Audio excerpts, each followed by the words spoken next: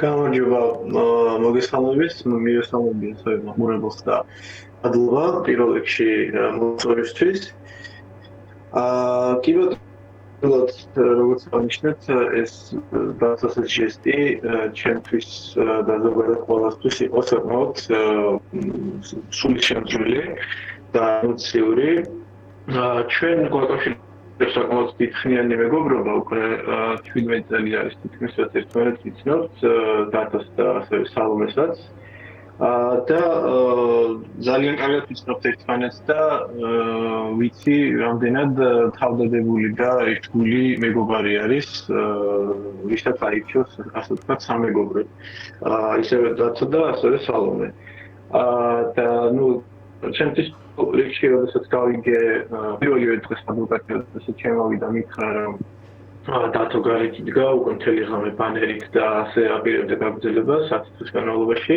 უბრალოდ პირველ ეტაპზე 2 წლის განმავლობაში შემდეგ უკვე როდესაც 10 დღე მომისაჯეს დანარჩენი დღეებიც ძალიან განვიცადე, ვეცადე რომ რამენაირად მიმეწდი ნახმა რომ არ ვგარიყო სიცივეში მარტო თუნდაც სალომესთან ერთად და მისი იქ დგომა მე პირიქით უფრო მანერვიულებდა და მეორე ვიზიტის შემდეგ უკვე როდესაც გავიგე რომ დათო ასე წასვლას არ აპირებდა მის ხასიათიდან გამომდინარე და ერთგულებიდან გამომდინარე მივხვდი რომ ცდას უკვე ცდა აღარ გინდა მის სათხოვნელად რომ იქ არ გარიყო და ნერვიულობასთან ერთად სიამაყით და მხარდაჭერით დიდი მხარდაჭერა ვიგრძენი მისგან და სალომისგან.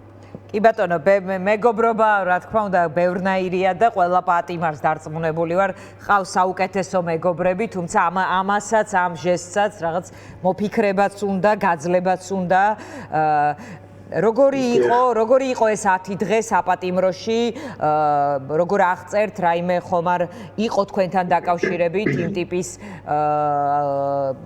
შემთხვევას ხომ არ ჰქონდა ადგილი, რომელზეც პატიმართა ნაწილი ყვება, რომ ის იყო, ვთქვათ, ცუდი მოპყრობის ქვეშ და ბევრნაირი ისტორია გვესმის მოკლედ ასეთ დროს. კი.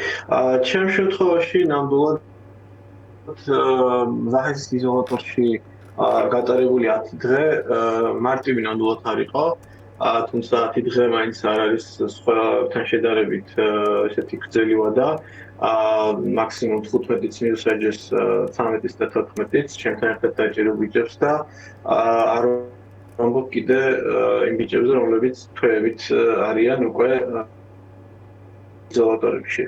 პირადად ჩემთვის და ერთად მჯდომი თანამესაკნეებისთვის ესე ვიტყვი, რთული იყო საკმაოდ, თუმცა ვამხნევებდით ერთმანეთს, გავყავდა დრო წიგნების კითხვით 1 საათიანი ტელევიზორის ოთახში ვიზიტით და ერთმანეთში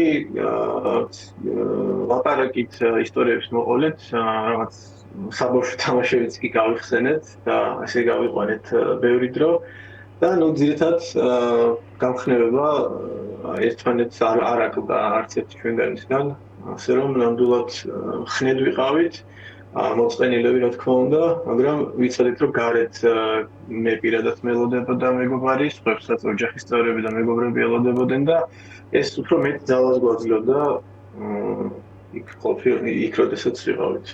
ზვიად, ძალიან დიდი მადლობა. კიდევ ერთხელ გილოცავთ, 10 დღიანი პატიმრობა დასრულებულია.